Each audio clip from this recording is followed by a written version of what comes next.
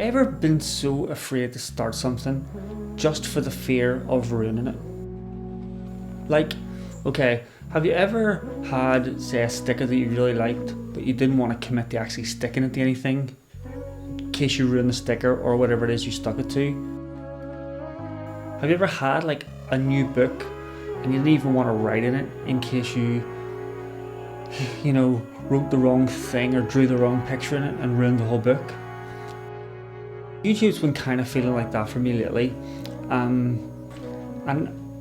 I kind of thought it was a lot of other different things like procrastination and all these other ones, but really it was just fear of uploading a video that it didn't fit my style or it didn't fit the theme. I actually had just fear of judgment on making videos, and also just getting it all wrong, and kind of ruining what I think I'm trying to do, if that makes sense. This whole fear kind of manifested itself in what I'm about to show you. I used to do like vlog videos a lot, and I still really like vlogging. I like the spontaneous of a vlog. I like the interaction, the natural interaction between the people that you're kind of talking to. It's something that can't be staged, and there's something very natural about a vlog, especially when you get people who interact and don't mind being on camera. So lately I've taken on a project and been working with the guys at Dubshed, and it's right up my street. It's about cars, and we came up with this concept that we wanted to do, and I thought, well, I'm just gonna vlog this whole thing that we were doing. Before I actually got to the day, I'd kind of worked out a narrative. I'd kind of worked out trying to think, well, how am I going to fit it in? Was this going to fit with everything that I was doing? Where did this bit come in?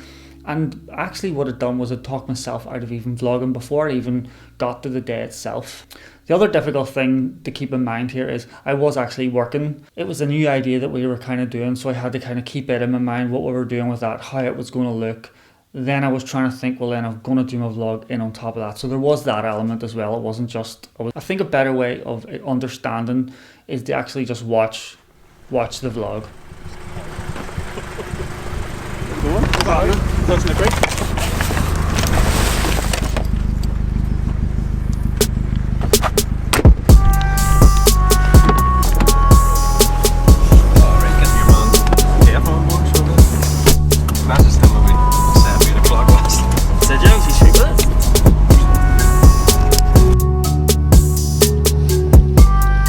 I'm actually up here. I am his biggest fan on Instagram, you know what?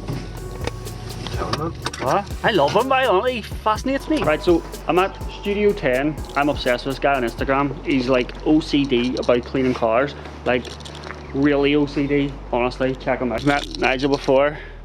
I was just videoing there, sorry. This is Santa. Every time I do like a video, I spin Santa, he's spinning everything. This is Jack. Prodigy. He helps out at like Dubshed. So essentially what we're doing is we're doing a bit of filming for Dubshed channel because the show's coming up in this April. 4th and 5th. April. Yeah, the start of April. So we're doing a wee bit of filming for their social channels effectively. We've got a wee idea that we're going to do. I'll link it below, you can go and check it out anyway. So yes, and it's around really, really nice cars, which is even better. So we'll go and do it if we don't die slipping on this ice. Good. Jack! Sorry about that.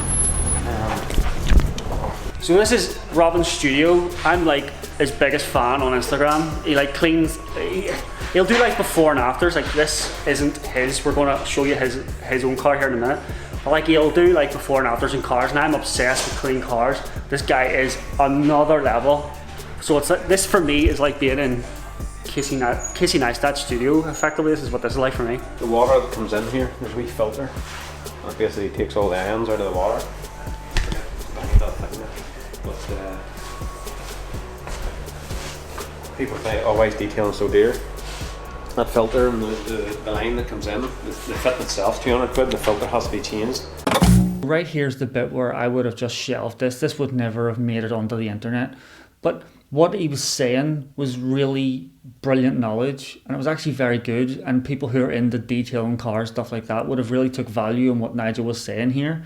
But I filmed it so badly that I just didn't want this to, this cannot go on the internet. It has went on the internet. God. Of a car, 300 quid.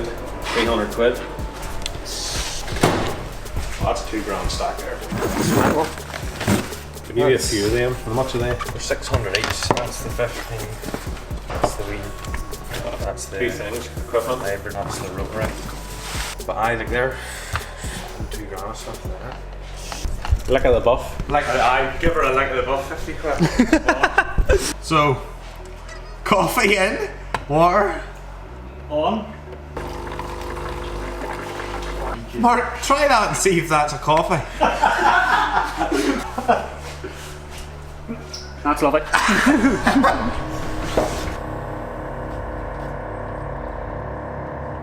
The day was done over 2 stages, where I was filming one and then I had to go in the afternoon and film another, like a classic camper. I put pictures of that on my Instagram if you want to go and you can check it out there and see the camper itself. This bit here is me setting up the camera and losing completely what I was even saying.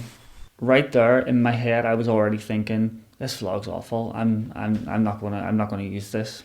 But then as I came back and started watching back over the footage, there was a lot of actually good information. It was actually quite lighthearted. I quite enjoyed it maybe, but because of the bad filming and the other bits and my mind being on it actually working, I just didn't feel right.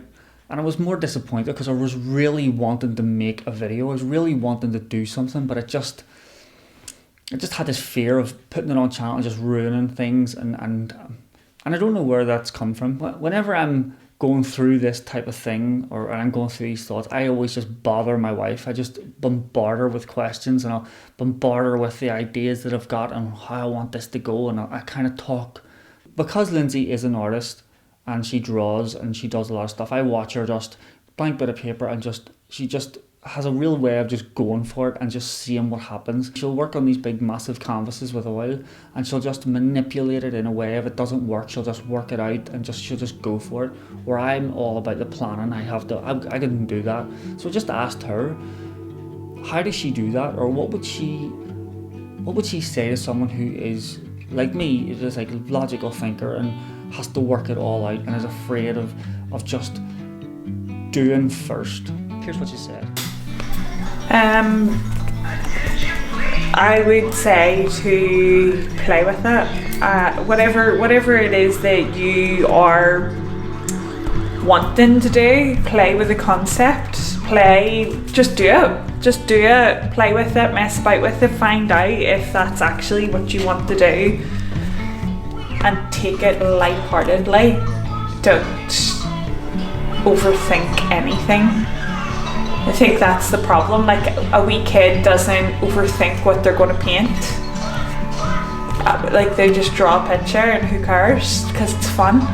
And that should surely what creation is. It should be fun. It should never be a real thought out process. That sometimes it is, and sometimes if that's what you want to get a message across, if you're feeling something and you want to translate it, then yeah, it should be thought out, I suppose, but it should still have a lightheartedness about it.